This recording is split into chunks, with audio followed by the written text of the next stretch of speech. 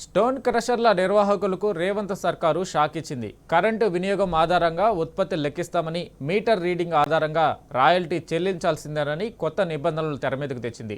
ప్రభుత్వ వైఖరితో క్రషర్లను నడిపే పరిస్థితి లేదని క్రషర్ల యజమానులు తేల్చి చెబుతున్నారు. ఒకవేళ ఇదే జరిగితే రానున్న రోజుల్లో కంకర, రోబో శాండ్ ధరలు గణనీయంగా పెరిగి నిర్మాణ రంగం కుదేలయ్యే ప్రమాదం ఉందని నిపుణులు హెచ్చరిస్తున్నారు.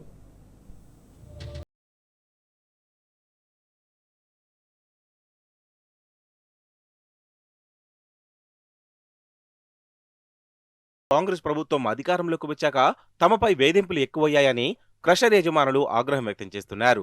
రాయల్టీ ఫీజు టన్నుకు 250 రూపాయల నుంచి 335కి పెంచారని, కరెంటు వినియోగం ఆధారంగా ఉత్పత్తిని లెక్కిస్తామంటూ కొత్త నిబంధనలు తెరపైకి తెచ్చి మరింత భారం మోపుతుందని మండిపడుతున్నారు. గడిచిన 2 నెలల్లో జరిగిన ఉత్పత్తి, సరఫరా వివరాలు వెంటనే ఆన్లైన్లో సమర్పించాలని, లేని పక్షంలో లీజులు రద్దు చేస్తామని ప్రభుత్వం అల్టిమేటం జారీ చేసింది. ఓవర్లోడింగ్ కు పాల్పడిన లీజులు రద్దు చేస్తామని స్పష్టం చేసింది. ఈ మేరకు మైనింగ్ శాఖ డైరెక్టర్ బీఆర్కే భవన్లో క్రషర్ల నిర్వాహకులతో సమావేశమై మైనింగ్ శాఖ తీసుకున్న నిర్ణయాలను వివరించారు. దీనిపై క్రషర్ యజమానులు తీవ్ర నిరసన వ్యక్తం చేస్తున్నారు. రియల్ ఎస్టేట్ రంగంలో మందగమనం, కొత్త రోడ్ల నిర్మాణం లేకపోవడం వంటి కారణాలతో తమ వ్యాపారాలు సాగడం లేదని, ప్రభుత్వ ఆంక్షలు తోడవడంతో క్రషర్లు నడిపే పరిస్థితి లేకుండా పోతోందని వాపోతున్నారు.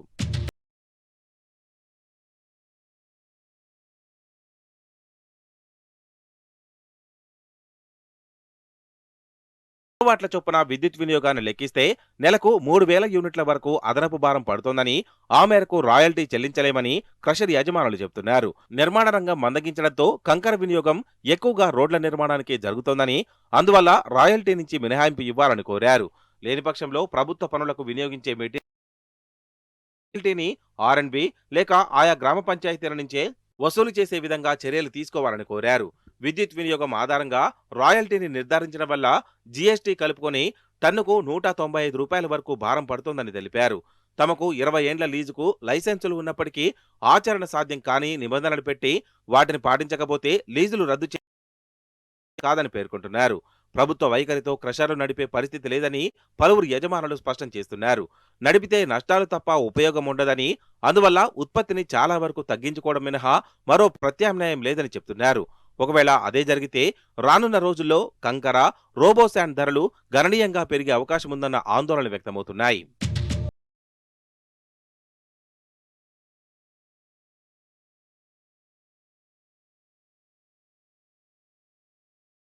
పాలనలో తమపై వేధింపులు పెరిగాయని క్రషర్ యజమానులు ఆవేదన చెందుతున్నారు. మరోవైపు అనుమతుల కన్నా ఎక్కువ మైనింగ్ చేశారని, రాయల్టీ సరిగా చెల్లించడం లేదనే చిన్న చిన్న కారణాలతో 261 క్రషర్లను సీజ్ చేశారు అధికారులు. అనుమతుల తనిఖీల పేరుతో క్వారీలు, క్రషర్లపై దాడులు నిర్వహిస్తూ 100% నుంచి 200% వరకు పెనాల్టీలు విధిస్తున్నారు.